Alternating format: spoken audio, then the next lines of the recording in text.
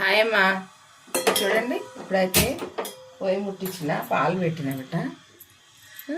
అయ్యో పక్కన పొయ్యి మీద ఇప్పుడు ఇడ్లీకి చట్నీ చేస్తున్నా. చట్నీ వేద్దామని పచ్చిమిర్చి ఇవన్నీ రెడీ చేసుకుంటున్నా బిడ్డ. చూడండి అమ్మ, ఈ పక్క పొయ్యి అయితే ముట్టించేస్తా. ఇక ఇది ముట్టించి పాలబోన్ పెట్టేసుకుందాం. దాని మీద పాలబోన్ అనేది పక్క పొయ్యికి పెట్టేసుకొని కొంచెం మీడియం సైజు పెడుతున్నా. ఇప్పుడైతే ఈ గిన్నె పెట్టిన. ఇది ఎందుకంటే ఇవి ఫ్రై చేసుకుందాం,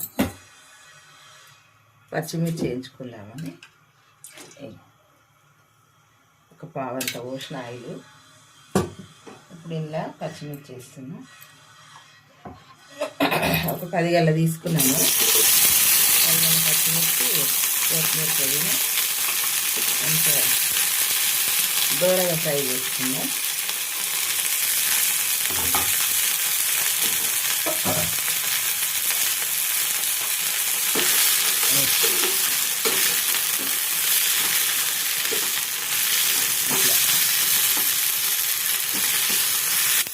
ఇప్పుడైతే ఇది అయిపోయిందమ్మా.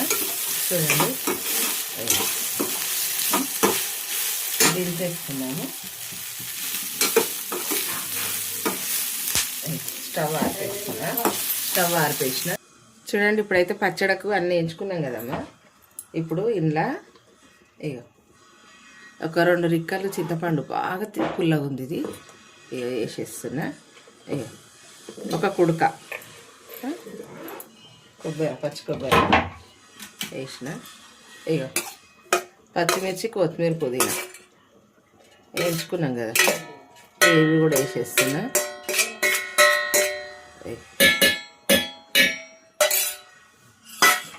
ఇప్పుడు సాల్ట్ వేస్తున్నా. కొంచెం తక్కువ చూసి వేసుకోవాలి, కొబ్బరిలో సాల్ట్ ఉంటుంది. ఇప్పుడు ఇది మిక్సీకి పట్టుకొస్తాం. చూడండి ఇగో మిక్సీకి అయితే పట్టేసిన. ఇగో కొబ్బరి చట్నీ బాగుంటుంది. తాలింపు పెడదాం.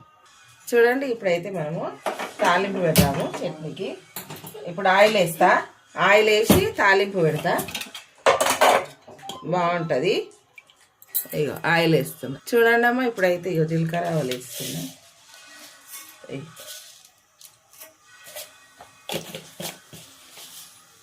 జీలకర్ర ఆవాలు వేసి కొద్దిగా కలమాకు వేసుకుంటే బాగుంటుంది.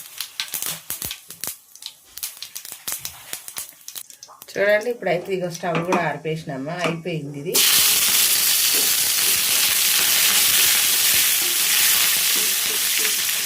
ఇప్పుడు చట్నీ ఇళ్ళకి వేసేసుకుందాము. ఇక ఇట్లా అంత వేసేసుకొని టేస్ట్ బాగుంటుందమ్మా. కొత్తిమీర, పుదీనా, చింతపండు అన్నీ వేసినాం కదా, మంచిగా ఉంటుంది. చూడండి ఇప్పుడైతే మంచిగా తాలింపుకి వేసి ఇక మంచిగా కలుపుతున్నా. ఇడ్లీ పిండి పెడతా ఇప్పుడు ఇడ్లీల కోసం. చాలా మంచి టేస్ట్ అయిన పచ్చడి.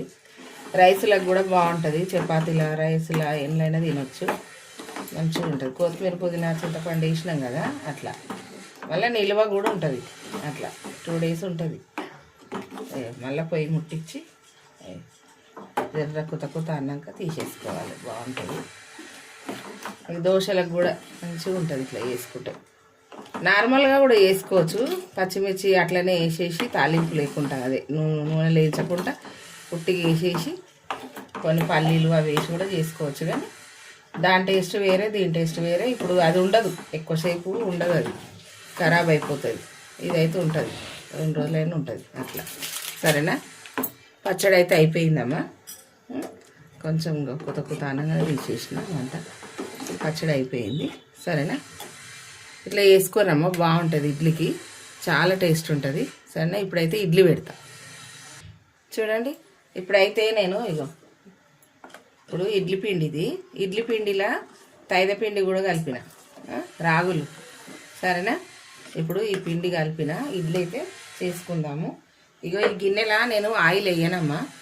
నీళ్ళ తడి మనకు ఉంటే ఇడ్లీ అనేది సాఫ్ట్ వచ్చేస్తుంది. ఇగో గిన్నె తోమిన గిన్నె మళ్ళీ కడిగి పెడతాను నేను. అట్లా పచ్చిగా ఉంటే మనకు రాదన్నట్టు. ఇప్పుడైతే పిండి వేస్తున్నా చూడుర్రి, మంచిగా వస్తుంది ఇడ్లీ అయితే మంచిగా వస్తుంది.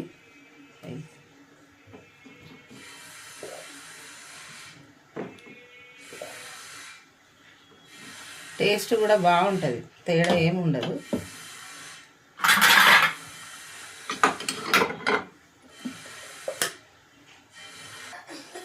చూడండి ఇప్పుడైతే అయిపోయింది. గిన్నెలకి అయితే పెట్టేసుకుందాము. వాటర్ వేసిన, గిన్నెలకి అయితే పెట్టేసిన. ఇప్పుడు పొయ్యి ముట్టిద్దాం. ఒక 7 minutes పెడితే అయిపోతుంది పిండి. ఇడ్లీ అనేది మంచిగా ఉడుకుతుంది. ఇట్లా టైట్గా పెట్టేసుకోవాలి. ఇప్పుడైతే ఇడ్లీ అయిపోయిందమ్మా. స్టవ్ అయితే కట్టేద్దాం. ఇడ్లీ అయిపోయింది, దించేసుకుందాం. హాయ్ అమ్మా, చూడండి ఇప్పుడైతే అంకుల్కి టిఫిన్ పెడుతున్నా. ఈరోజు ఇడ్లీలా రాగి పిండి కలిపి చేసిన. చూసిరా ఇగో ఎంత మంచిగా ఉంటాయో, టేస్ట్ బాగుంటాయి. ఇప్పుడైతే ఇడ్లీ పెడదాం అంకుల్కి. మంచిగా ఉంటుందమ్మా, చేసుకొని తినండి, చాలా బాగుంటుంది. చూడండి ఇప్పుడైతే అంకుల్కి ఇడ్లీ పెడతామా. చూసిరా ఇడ్లీ ఎంత బాగా వచ్చినాయో, ఇక సాఫ్ట్గా ఎంత మంచిగా వస్తాయి. టేస్ట్ కూడా బాగుంటుంది, తేడా ఏమి ఉండదు. మనం అన్నీ వేసినాం సేమ్ ఇడ్లీ పిండి లాగానే, కాకపోతే కొంచెం రాగి పిండి కలుపుకున్నాం అంతే. వేసే ముందు కలిపినా ఏం కాదు, నైటే కలిపి పెట్టుకున్నా ఏం కాదు. ఇప్పుడైతే ఇక అంకుల్కి వేసిన చూసారా, చాలా బాగుంటాయి. ఇక మంచిగా ఉన్నాయి. ఇప్పుడైతే చట్నీ వేస్తామట, కొబ్బరి చట్నీ వేసిన. చట్నీ చూసారా మంచిగా ఉంది.